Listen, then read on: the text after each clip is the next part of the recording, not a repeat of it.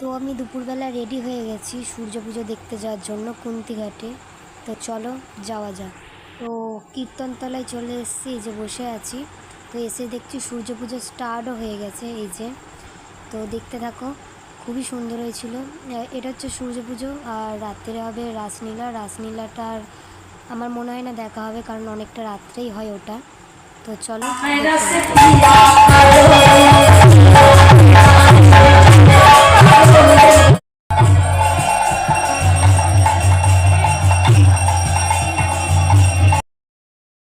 তো তোমরা দেখতেই পেলে কি সুন্দর সবাই নাচ করছিল। তো এই যে সূর্য পুজো শুরু হয়ে গেছে।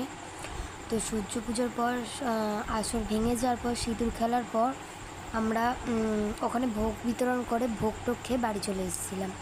তো আর আজকের ব্লগটা এতটা। তো চ্যানেলটা প্লিজ সবাই সাবস্ক্রাইব করে দিও।